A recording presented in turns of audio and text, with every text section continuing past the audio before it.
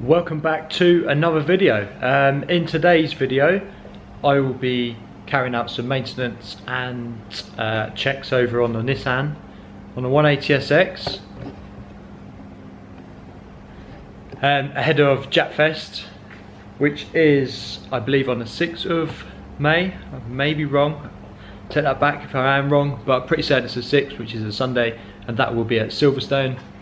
We'll be doing the drift demos, so there are 3 40 minutes or 45-minute drift demo slots. So yeah, there'll be about, I should imagine, 20 or 30 drift cars drifting around Brooklands and Luffield. So yeah, if you're going along to that, be sure to check out the drifting, of course. I know a lot of people will already be going for the drifting because it's always good to watch, you know, 100-mile-an-hour entries, and yeah, chaos, especially when Team Red Mist go. So it'll be exciting and good fun, no doubt.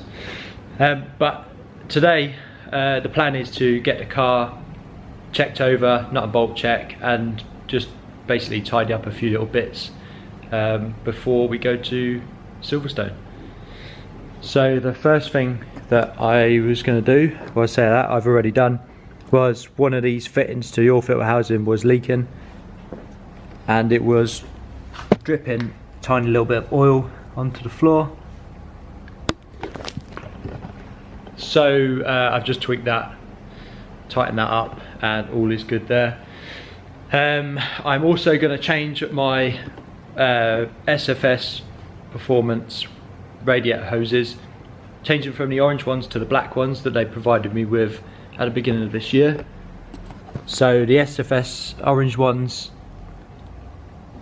they still look great, but they don't really go with the kind of rest of the colour scheme. And I did change some of the other ones prior to round one, the boost pipe ones and intake ones.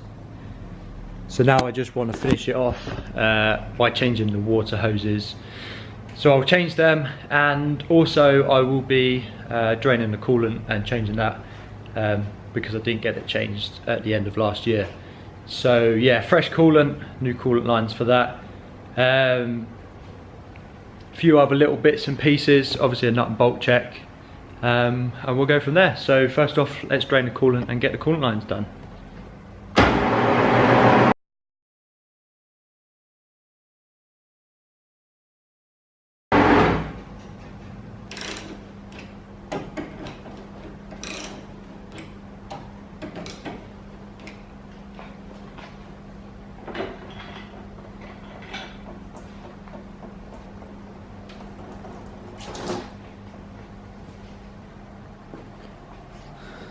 So, just taking out the drain plug on the rad. Really handy having a drain plug you can actually use to drain the radiator. Then we've got to take this bottom hose off, can just about make out there, and also the top hose, and yeah, then we can change the hoses.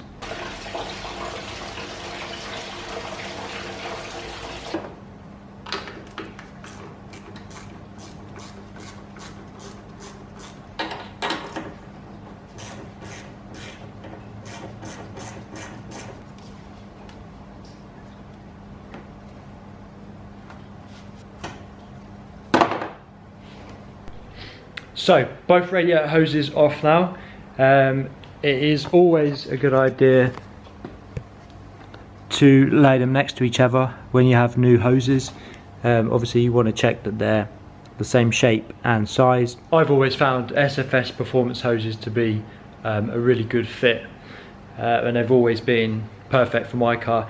The only exception is the top hose, and that is because it's designed for the standard radiator, whereas I'm running the larger alley rad. So basically it means that the distance between here and here is shorter. So it just means that you've got to cut down the hose. As you can see, the orange one I've cut down already, and the black one I'll have to cut down slightly. But the other hose is the same, or more or less the same. So I'll get the hoses back on and fill it with coolant, and then hopefully it'll bleed up nicely. And we'll be on to the next job.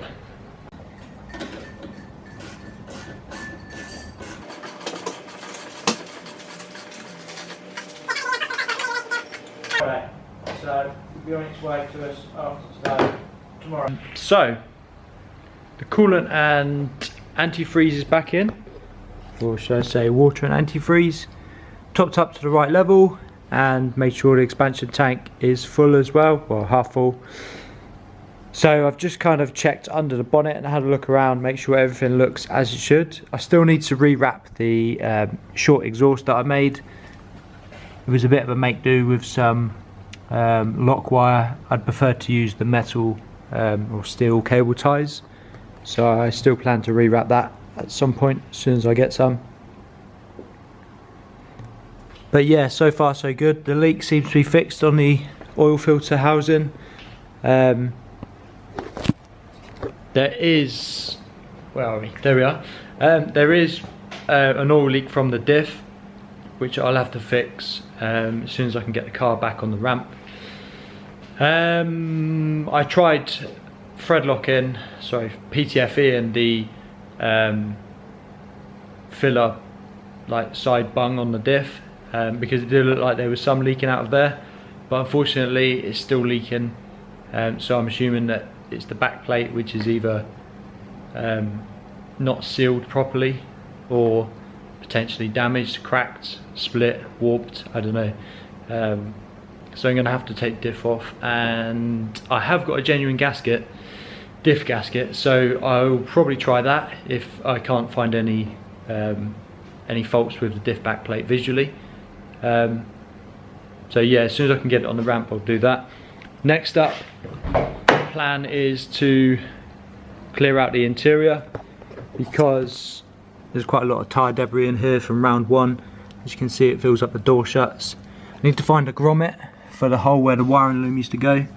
So all of the water and bits of rubber and stuff end up in here, and then they just end up in the back and pretty much everywhere. So